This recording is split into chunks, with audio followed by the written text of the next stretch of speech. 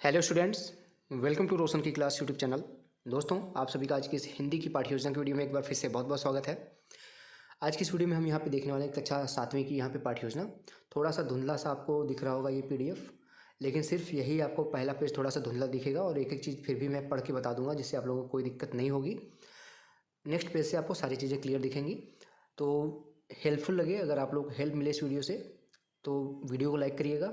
और ऐसी video daily basis पे देखने के लिए अच्छी अच्छी पीडीएफ यहाँ पे मैं बना के ले आऊँगा। ये पीडीएफ किसी बच्चे ने भेजा था तो थोड़ी सी धुंधली पीडीएफ है, तो थोड़ा सा मैं एक एक चीज़ पढ़ के बताऊँगा तो आपको कोई दिक्कत नहीं होगी। बस थोड़ा सा कॉम्प्रोमाइज़ करिएगा। और अगर ऐसी वीडियो डेली बेसिस पे देखनी है तो रोशन की क्लास यूट्यूब चैनल को सब्सक्राइब कर लीजिएगा। नीचे सब्सक्राइब बटन होगा, उस पर क्लिक करके नीचे ब्लैक कलर का सब्सक्राइब लिखा होगा बटन आ रहा होगा इस तरीके से, उसको क्लिक करके सब्सक्राइब कर लीजिएगा। साथ ही साथ बेल आइकन जरूर दबा के रखिएगा, जिससे मैं आप लोगों की हेल्प के लिए कोई वीडियो बनाता हूँ तो उसके बारे में आपको बिल्कुल फ्री में पता चलता रहे। तो देर नहीं करते, चलिए स्टार्ट करते हैं। देखिए, लिखा गया सबसे पहले दैनिक पाठ्य योजना संख्या 9। आपकी जो भी पाठ्य योजना संख्या होगी सबसे पहले पेज पे सबसे ऊपर इस तरीके से लिखना होता है। अगर पाठ्य योजना लिखने के लिए सिर्फ कहा जाए तो पाठ्य योजना लिखिएगा, दैनिक पाठ्य योजना लिखने के लिए कहा जाए तो दैनिक पाठ्य योजना लिखिएगा। नेक्स्ट आपको दिनांक लिखना है, जिससे ये पता चलता है आपने किस डेट में कौन सी पाठ्य योजना पढ़ाई है। विषय हिंदी का है। कालांश यहाँ पे देखिए द्वितीय लिखा गया है। आपका जो भी कालांश होगा, जो भी पीरियड होगा, जो भी चक्र होगा, चक्र कालांश दोनों चीज़ें सेम होती हैं। इंग्लिश में इसको पीरियड कहते हैं, यानी कि पीरियड की नंबरिंग लिखनी होती है। जिस भी पीरियड में आप जाएंगे उसकी नंबरिंग यहाँ पे कर दीजिएगा। कक्षा 7वीं है। यहाँ पे अगर उप विषय की बात की जाए, विधा की बात की जाए तो गद्य है। आपको पता है गद्य पद्य दो होता है यहाँ पे हिंदी में। समयावधि यहाँ पे 30 से 35 मिनट का दिया गया है। आपको कॉलेज वाले बताएंगे कि आपको कितने मिनट की क्लास दी जाएगी। और हमारा आज का जो प्रकरण है वो हिमालय की बेटियाँ। अब लेसन प्लान का पहला हेडिंग आता है शिक्षण उद्देश्य। इसको विशिष्ट उद्देश्य भी कहते हैं। तो एक तरफ लिख लीजिए शिक्षण उद्देश्य, दूसरी तरफ लिख लीजिए कॉलम में व्यवहारगत परिवर्तन। इसमें कम से कम आपको 2 से 3 पॉइंट, मैक्सिमम 5 से 6 पॉइंट लिखना होता है ज़्यादा से ज़्यादा। इसमें आपका जो टॉपिक होता है, जैसे हमारा आज का टॉपिक क्या है, हिमालय की बेटियाँ।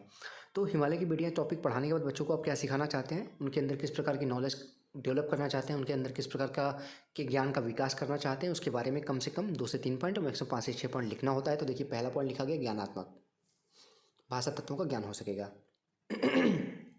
इसमें देखिए लिखा गया है, ध्यानपूर्वक सुनिएगा नहीं तो दिक्कत होगी पढ़ने में। विद्यार्थी हिमालय की बेटियों पाठ में आए संधि शब्दों का यहाँ पे विग्रह कर उनका यहाँ पे प्रत्याभिज्ञान व प्रत्यास्मरण कर सकेंगे। दूसरा यहाँ पे पॉइंट, विद्यार्थी हिमालय की बेटियों पाठ की विषय वस्तु का प्रत्याभिज्ञान व प्रत्यास्मरण कर सकेंगे। यहाँ पे दूसरा है अर्थग्रहण करेंगे। दूसरा पॉइंट देखिए, अर्थग्रहण सुनकर और पढ़कर। तो यहाँ पे पहला पॉइंट लिखा गया है, विद्यार्थी हिमालय की बेटियों पाठ को मनोयोग पूर्वक सुनते हुए अर्थग्रहण कर सकेंगे। दूसरा पॉइंट है, विद्यार्थी हिमालय की बेटियों पाठ को मनोयोग से पढ़कर उसके भावों को अर्थग्रहण कर सकेंगे। अगला हेडिंग यहाँ पे देखिए अभिव्यक्ति। इसमें है बोल के अभिव्यक्त, लिख कर अभिव्यक्त। पहला पॉइंट है, विद्यार्थी हिमालय की बेटियों पाठ में आए कठिन शब्दों का अपने शब्दों में प्रयोग कर सकेंगे। दूसरा पॉइंट है, विद्यार्थी लेखन कार्यों में विराम चिन्हों का समुचित प्रयोग कर सकेंगे। कौशलात्मक, इसमें देखिए लिखा गया, विद्यार्थी उचित यति यति आरोह अवरोह से शुद्ध रूप में वाचन करने का कौशल विकसित कर सकेंगे। अगला पॉइंट अभिरुचि। इसमें लिखा गया है, विद्यार्थी विषय वस्तु से संबंधित अन्य गहन पुस्तकें पढ़ने में रुचि ले सकेंगे। लास्ट पॉइंट है इसका अभिवृत्ति। इसमें देखिए लिखा गया, विद्यार्थी हिमालय की बेटियों पाठ के लिए सकारात्मक दृष्टिकोण विकसित कर सकेंगे। ठीक, अब आपका नेक्स्ट हेडिंग आता है। देखिए यहाँ पे थोड़ा सा क्लियर आपको दिखेगा, शिक्षण विधि और प्रविधि, व्याख्यान और वाचन विधि है। सहायक सामग्री अगली हेडिंग है। इसमें लिखा गया चौक, झाड़न, संकेतक, लपेट फलक, चार्ट आदि। नेक्स्ट हेडिंग आपका आता है पूर्व ज्ञान। पूर्व ज्ञान में आपको लिखना है यहाँ पे देखिए, विद्यार्थी हिमालय की बेटियों नामक पाठ में के बारे में सामान्य जानकारी रखते हैं। अब लेसन प्लान का सबसे इंपॉर्टेंट हेडिंग आता है प्रस्तावना प्रश्न। प्रस्तावना प्रश्न इस तरीके से लिखिए, 3 कॉलम में डिवाइड किया गया। क्रम संख्या, छात्र अध्यापिका क्रियाएं, छात्र क्रियाएं। लड़की हैं तो छात्र अध्यापिका क्रियाएं लिख लीजिए, लड़के हैं तो छात्र अध्यापक क्रिया हो जाएगा। बस इतना अंतर होगा। इसमें प्रश्न आप पूछेंगे बच्चों से, उसका आंसर मिलेगा, फिर उससे दूसरा प्रश्न बनेगा, उसका आंसर मिलेगा, उससे तीसरा प्रश्न बनेगा। इस तरीके से क्रमबद्धता होती चली जाएगी। कम से कम 3 प्रश्न पूछ के अपना प्रकरण निकलवा सकते हैं। ज़्यादा से ज़्यादा 5 से 6 प्रश्न पूछा जा सकता है अपना प्रकरण निकलवाने के लिए। प्रश्न बहुत सरल भाषा में होने चाहिए, सिंपल होने चाहिए। तो देखिए, पहला प्रश्न है, हम किस देश में रहते हैं? तो बच्चे बोलेंगे भारत में। दूसरा प्रश्न है, भारत में किसे पृथ्वी का स्वर्ग कहा जाता है? बच्चे बोलेंगे कश्मीर को। तीसरा प्रश्न है, कश्मीर किस दिशा में स्थित है? बच्चे बोलेंगे उत्तर दिशा में। चौथा क्वेश्चन है, उत्तर दिशा में कौन सी पर्वत श्रृंखला है? बच्चे बोलेंगे हिमालय। पांचवा प्रश्न है हिमालय की बेटियों पाठ के बारे में आप क्या जानते हैं? बच्चे नहीं बता पाएंगे, समस्यात्मक प्रश्न हो जाएगा। जैसे समस्यात्मक प्रश्न होता है आप सभी को पता है, उद्देश्य कथन लिखना होता है हेडिंग। इसमें आपको अपना टॉपिक यानी कि चैप्टर के बारे में बच्चों को बताना होता है कि उनको कौन सा चैप्टर आप पढ़ाने वाले हैं। तो यहाँ पे देखिए बताया गया छात्रों, आज हम हिमालय की बेटियों नामक पाठ के बारे में विस्तारपूर्वक अध्ययन करेंगे। अब उस चैप्टर को पढ़ाना स्टार्ट कर सकते हैं। देखिए विषय वस्तु में क्या है, जो चैप्टर आप पढ़ा रहे हैं उसके पहले पैरे का कुछ पॉइंट लिख दीजिए। अभी तक मैंने डैश डैश डैश करके सतलज भन तुम्हारी, लास्ट पॉइंट। अब आता है आपका प्रस्तुतिकरण, हेडिंग डालिए। शिक्षण बिंदु कॉलम बनाइए। छात्र अध्यापिका क्रियाएं, छात्र क्रियाएं, सैंपल सारांश। पहला आदर्श वाचन हेडिंग है। आदर्श वाचन यानी उस चैप्टर को आप आदर्श तरीके से पढ़ेंगे। छात्राध्यापिका उचित आरोह अवरोह, लय, ताल, यति गति एवं विराम चिन्हों आदि का ध्यान रखते हुए आदर्श वाचन करेगी। विद्यार्थी वाले कॉलम में लिखा गया विद्यार्थी छात्राध्यापिका द्वारा दिए गए वाचन को ध्यानपूर्वक श्रवण करेंगे। अनुकरण वाचन है। छात्राध्यापिका कतिपय विद्यार्थियों को अनुकरण वाचन करने का निर्देश देगी। विद्यार्थी निर्देशानुसार अनुकरण वाचन करेंगे। तीसरा पॉइंट है अशुद्ध संशोधन। अशुद्ध संशोधन का मतलब होता है जो आपने बच्चों से कहा है अनुकरण वाचन करने के लिए, अनुकरण वाचन जब कर रहे होंगे तो उसमें कुछ शब्द गलत तरीके से पढ़े होंगे बच्चे, तो उस चीज़ को बच्चों को उसका सही उच्चारण बताइए। तो यहाँ पे देखिए बोला गया छात्राध्यापिका विद्यार्थियों द्वारा अशुद्ध उच्चारित शब्दों का शुद्ध उच्चारण एवं अभ्यास कराएगी। विद्यार्थी वाले कॉलम लिखा गया विद्यार्थी शब्दों का सही उच्चारण करेंगे, वो लिखेंगे। नेक्स्ट हेडिंग अब आता है कठिन निवारण, यानी कि जो कठिन शब्द आया उसका निवारण करिए। अब छात्राध्यापिका, लड़के हैं तो छात्राध्यापक, छात्राओं को कठिन शब्दार्थ लिखने का निर्देश देकर कक्षा में निरीक्षण कार्य कराएगी। विद्यार्थी निर्देशानुसार अपनी उत्तर पुस्तिका में नोट करेंगे। सैंपल वाले कॉलम में देखिए ब्लैक चार्ट पेपर लेके चिपका लीजिए, उसको उसके ऊपर वाइट स्पार्कल पेन से शब्द अर्थ लिख दीजिए। शब्द अर्थ निकेतन, घर, अतृप्त, भूखा, ठीक है, श्रेय अच्छा, श्रेष्ठ अच्छा, मुद्रित यानी कि प्रसन्न, अद्भुत यानी कि यहाँ पे उचित, अद्भुत मतलब अनोखा, सॉरी। यहाँ पे भी वही चीज़ लिखा गया है। अब बोध प्रश्न आता है, जो आपने पढ़ाया है उससे बोध प्रश्न भी पूछना आपका कार्य है। तो यहाँ पे देखिए बोध प्रश्न हेडिंग डालिए। पहला प्रश्न है गंगा यमुना किसकी बेटियाँ हैं? बच्चे बोलेंगे हिमालय की।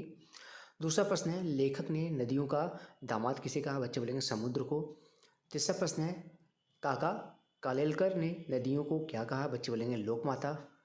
ये सारी चीज़ें पढ़ाए होंगे तभी बच्चे बता पाएंगे। चौथा प्रश्न है लेखक ने गंगा को कैसी बताया है? बच्चे बोलेंगे दुबली पतली। अगला प्रश्न है पाँचवा, गंगा यमुना के पिता कौन है? बच्चे बोलेंगे हिमालय।